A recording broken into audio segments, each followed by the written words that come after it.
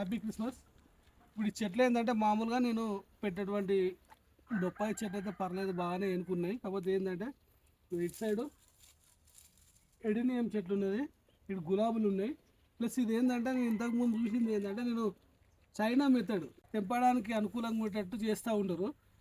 నాకు అవసరం లేదనిపించింది కానీ ఇక్కడ ఈ చెట్లు బాగా దెబ్బతింటాయండి. అందుకోసం ఒక్కసారి మనం చూద్దామనే ఆలోచన. ప్లస్ దీన్ని చీల్చి ఉంచి కట్టడం వల్ల కొంత ఈల్డింగ్ కూడా బాగానే వస్తుంది అనేది నేను వీడియో చూసిన.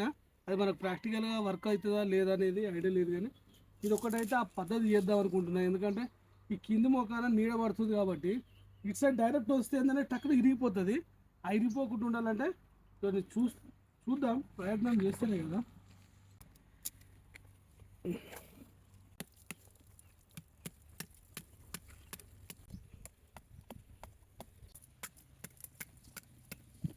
ఓకే,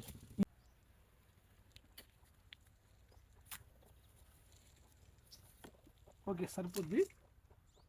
ఇక మనం డైరెక్ట్ నేరుగా వస్తే ఏమవుతుందంటే ఇరిగిపోతుంది కాబట్టి ఈ విధంగా మిగతా చెట్లు బతకాలంటే కొంతవరకు వీటిని ఈ మెథడ్ ఫాలో కావాలి కదా.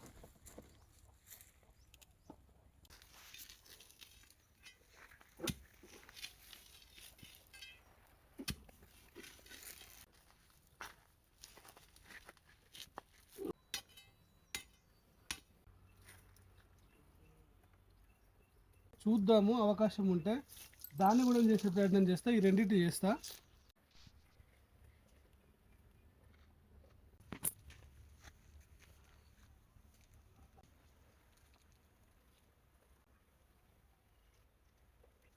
వాస్తవానికి సక్సెస్ అయితే మాత్రము అది కూడా ఇదే విధంగా కట్టే ప్రయత్నం చేద్దాం. ఎందుకంటే పైకి చెట్లు పోతూ ఉంటే ఏమవుతుందంటే తెంపడానికి ఇబ్బంది అవుతుంది.